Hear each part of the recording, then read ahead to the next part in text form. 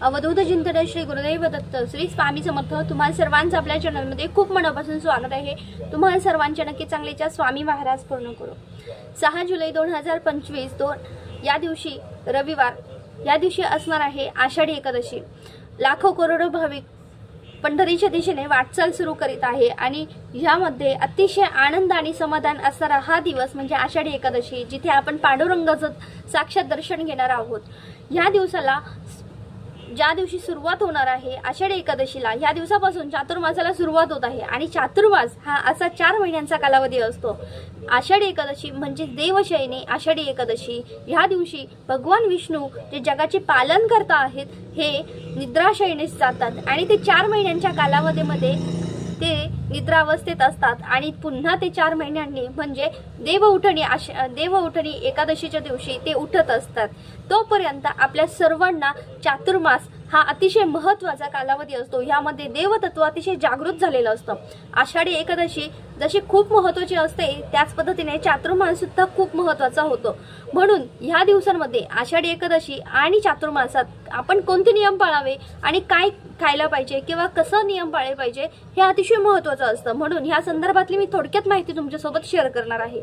बघा, देवशयनी आषाढी एकादशीला जसं की आपल्या सगळ्यांना माहिती आहे भगवान विष्णू निद्राशयनीत जातात, पण त्यानंतर ते जगाचा कारभार संपूर्णपणे भगवान शिवाकडे देतात। म्हणून ह्या पृथ्वी तलावर जेवढं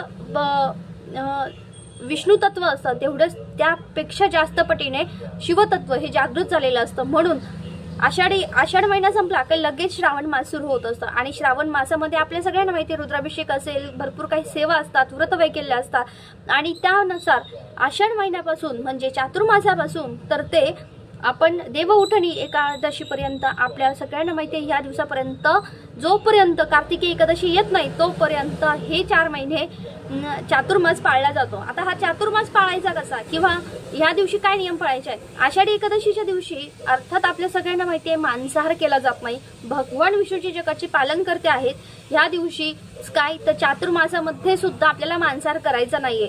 ह्या दिवसापासून तर आपण आदल्या दिवशी अर्थात शनिवार असणार आहे तर कोणीही कृपया करून या दिवशी मांसाहार करू नका। तामसिक पदार्थ असतात ते खाऊ नका।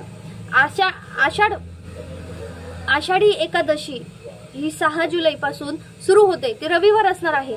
तर ह्या दिवसापासून आपल्याला 4 महिन्यांपर्यंत तर आपल्याला घरात अजिबात मांसाहार करायचा नाहीये। त्याचबरोबर मद्यपान, धूम्रपान, कुठल्याही प्रकारची व्यसनं करू नका। आपल्याला आषाढी एकादशीच्या दिवशी अतिशय महत्त्वाचं असतं ते छान सात्विक राहणं, चांगलं भोजन करणं। तर ह्याचबरोबर आपण बघा, आता आषाढी एकादशीचं बघायला गेलं तर आषाढी एकादशीच्या दिवशी आपल्याला नख कापायचे नाहीयेत, केस धुवायचे नसतात। ह्या दिवशी खास करून तुळशीचं पान तोडू नये। तुळस ही विष्णुप्रिय असली तरी पण त्या दिवशी तिचं पान तोडलं जात नाही, तिला स्पर्श केला जात नाही, कारण या दिवशी तिला सुद्धा उपवास असतो म्हणून तिचं सुद्धा व्रत असतं, तिला स्पर्श करणं सुद्धा चुकीचं असतं। आता तुळशीचं पान म्हणाल तर आपल्याला अगोदर आदल्या दिवशी भगवान विष्णूंना प्रिय असल्यामुळे ते तुळशीचं पान अर्पण केल्याशिवाय सुद्धा आपल्याला एकादशी घडत नाही। म्हणून तुळशीचं पान हे अगोदरच काढून ठेवा, ते कधीही शिळं होत नाही। तुळशी पत्र हे कधीही शिळं होत नाही म्हणून ते आदल्या दिवशीच तोडून घ्या। स्त्रियांनी कधीही चुकून सुद्धा तुळशी पत्र तोडू नये, त्यामुळे दुसऱ्या कोणाकडून तरी तोडून घ्या। दुसऱ्या यामध्ये आलं त्या ह्या दिवशी तिला स्पर्श करायचा नाही। तिला तुम्हाला काय धूप, अगरबत्ती, दिवा लावायचा असेल तर थोड्याशा अंतरावर लावा। त्याचबरोबर तिला पाणी अर्पण करू नका, तिचं व्रत असतो, हे गोष्टी आपल्याला कटाक्षाने पाळायच्या। आता जर तुमच्याकडून जर अशाच गोष्टी राहिल्या की आपल्याला जर तुळशीचं पान तोडणं शक्य नाही झालं तर मग ह्या दिवशी जे झाडाच्या खाली तुळशीच्या वृंदावनाच्या अवतीभोवती जी तिची पानं गळलेली असतात ना, ते स्वच्छ धुवून मग तुम्ही भगवान विष्णूंना अर्पण करू शकता। भगवान विष्णूंना सुद्धा ह्या दिवशी आपल्याला नैवेद्य म्हणून जसा भक्तांना उपवास असतो ना तसंच भगवान विष्णूंना सुद्धा उपवास असतो। मग बघा ह्या दिवशी काय करायचं की आपण जे पदार्थ खाणार आहोत, जे उपवासाचे पदार्थ खातात ना ते आपल्याला भगवान विष्णूंना नैवेद्य म्हणून ठेवायचे। पण त्या नैवेद्यामध्ये एक चूक टाळायची, म्हणजे ही चूक करायची नाही। तुळशीपत्र अर्पण केल्याशिवाय कुठलाही नैवेद्य स्वामी महाराजांना आणि भगवान विष्णूंना हा दाखवला जात नाही, औदुंबराला दाखवला जात नाही। कधीही तुम्ही कुठल्याही केंद्रामध्ये बघा, कुठलाही नैवेद्य हा तुळशीपत्राशिवाय अपूर्ण असतो। म्हणून हे खूप महत्त्वाचं असतं। ही एक गोष्ट आपल्याला ही चूक टाळायची आहे, तुळशीपत्र अवश्य ठेवायचं आहे।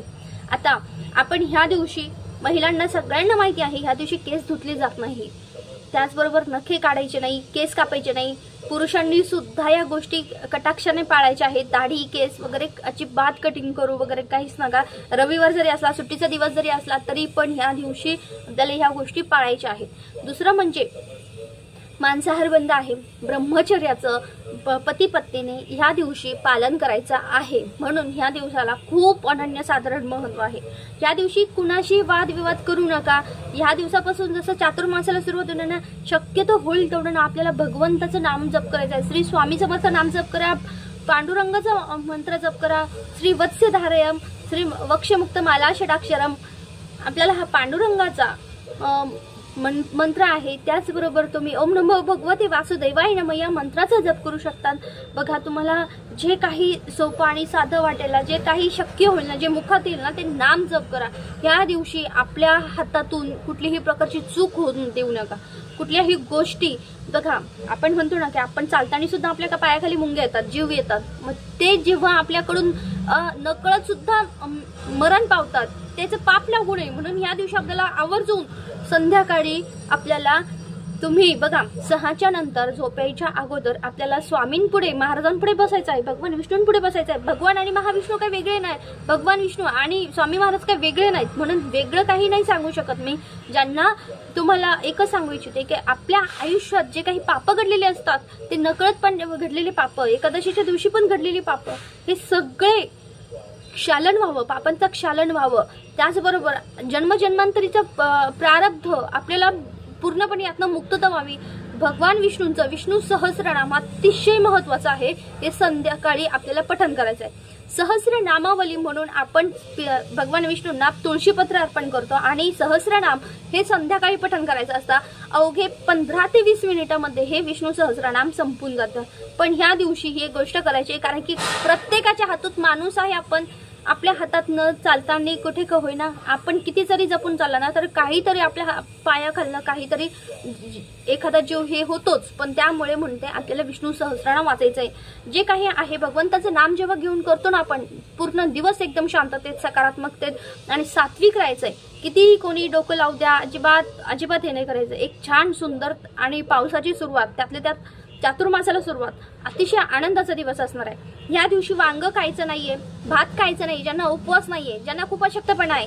आता बरेच जण असे असतात की कोणी उपवास पण नाही धरू शकत, पण काही असे पण असतात की ते उपवास खूप छान आणि खूप आनंदाने आणि उत्साहाने पण धरतात। म्हणून भरपेट खायचं नाहीये, नुसतं एकादशी आणि काय म्हणतात ना ते पोटभर खाशी वगैरे काय असेल ते व्यवस्थित जेवढं लागेल तेवढंच खायचं आहे। नाहीतर आपण फुल जेवतो आहे आणि देवाचं नावाचं पण एक पत्ता नाही, असं नाही करायचं। आपल्याला मुखात सुद्धा देवाचं नाव, त्याचं स्मरण असलं पाहिजे। हा जन्म, हा मनुष्य जन्म, आपले कर्म आणि ह्या गोष्टीतनं तारण्यासाठी फक्त आणि फक्त आपले भगवंत आणि स्वामी समर्थ आपल्याला सोबत असतात। सेम आपल्याला हेच नियम आता ह्यामध्ये फक्त काय आहे की खिचडी किंवा साबुदाणा खायचं नाही, आणि आपण हे आषाढी एकादशीच्या दिवशी जे नियम पाळणार आहोत तेच आपल्याला चातुर्मासामध्ये करायचे आहे। चातुर्मासामध्ये प्रत्येक जण एकभुक्त राहून उपवास करतं, ज्यांना जशी शरीराला तब्येत झेपते तसं त्या पद्धतीने ते उपवास करत असतात। पण ह्यामध्ये कुणाशी वैर करायचं नाही, कुणाला डोकं लावायचं नाही, अपशब्द बोलायचे नाही, आणि सगळ्यात महत्त्वाचं म्हणजे ह्या दिवसापासून सुरुवात करायची ते विष्णू सहस्रनाम वाचण्यासाठी सुरुवात करायची। असं नाही की मी विष्णू सहस्रनाम वाचतोय आणि मी सगळ्यांचं मन दुखवतोय, असं अजिबात करायचं नाहीये। ह्या दिवशी आदल्या दिवशी जेवढं होईल तेवढं सात्विक भोजन करा। ह्या दिवशी आपल्याला दुसऱ्या दिवशी सोमवार असल्यामुळे बऱ्याच महिलांना सोमवारचा उपवास असतो, म्हणून ह्या दिवशी ते उपवास सोडू शकत नाही। पण आपल्याला चहा बिस्किटावर सकाळी ज्यांना उपवास असणार आहे आदल्या दिवशी, तर त्यांनी अजिबात चहा बिस्किटावर उपवास सोडू नका, तो उपवास लागू पडत नाही। लंगडी एकादशी ही केलीच जात नाही, लंगडी एकादशी फक्त बोलण्यासाठी असतं। उपवास हा पूर्णपणे दोन्हीही वेळेस उपवास धरून उपाशी म्हणजे काय असतं, शरीराला जेवढं आपण हे करतो ना, पूर्णपणे एक भुक्त राहून हे करतो ना, खातो वगैरे ना, थोडं कमी, तेव्हा आपल्याला देवाची आठवण होते।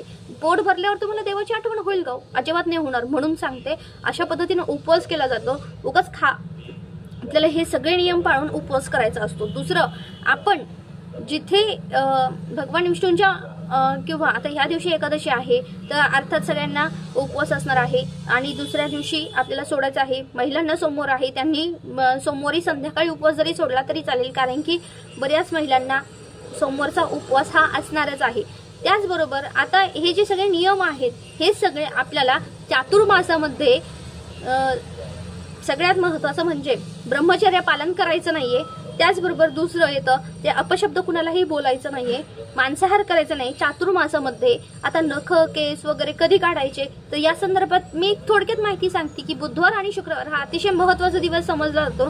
बाकीचे दिवस हे वर्ज्य मानलेले आहेत। आपल्या आर्थिक मानसिक आणि जी काही प्रगती असते भरभराटी असते त्या संदर्भात बाकीच्या दिवशी कधीही केस कापू नये किंवा नख काढू नये असं सांगितलं जातं। म्हणून बुधवार आणि शुक्रवार हे महत्त्वाचे असतात। जेवढं जास्तीत जास्त होईल तेवढा आपल्याला भगवान विष्णूंची सेवा करायची आहे। देवतत्व अतिशय जागृत झालेलं असतं, म्हणून लक्षात ठेवा ह्या दिवशी कमीत कमी एकादशीच्या दिवशी तरी हे नियम पाळा आणि तिथून पुढे मांसाहार कमीत कमी 4 महिने चातुर्मासात हा बंद ठेवायचा आहे।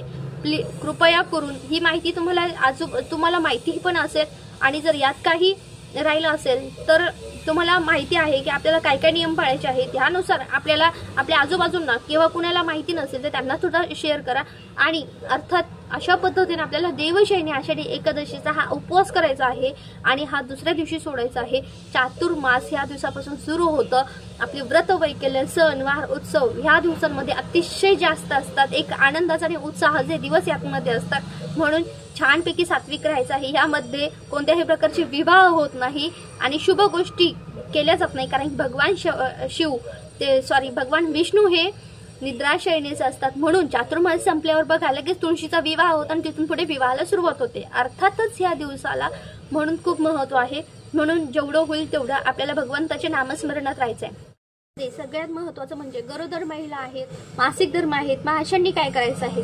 सुतक विटाळ असेल तर यांना आपल्या सगळ्यांना उपवास करायचा आहे। सगळ्यांना मासिक धर्म असेल सुतक विटाळ असेल तर यांना आपल्या सगळ्यांना उपवास करायचा आहे। तुम्ही उपवास करा नका करू, पण ही एक अजून एक गोष्ट महत्वाची असते ती कुणालाही घालून पाडून बोलू नका। एक लक्षात ठेवा, यामध्ये जी गरोदर महिला असतात तुम्हाला उपवास जर झेपणार असेल तर करा, पण ह्या दिवशी तुम्हाला जर उपवास झेपत नसेल तर अर्थात आपल्याला एक गोष्ट करायची आहे ती म्हणजे कांदा लसूण भात वांग हे तामसी वृत्ती वाढवणारे पदार्थ, त्याचबरोबर मांसाहार आदल्या दिवशी पण नाही ह्या दिवशी तर करायचंच नाही। तर हे सगळं टाळून मगच आपल्याला तुम्ही जेवण करू शकतात। आणि ज्यांना उपवास करायचा आहे तुम्ही उपवास करता आहात आणि कोणाचा अपमान करता आहात तर हे अजिबात अर्थ नाही। पांडुरंग का आला, विठ्ठल का आला तुम्हाला माहिती आहे का?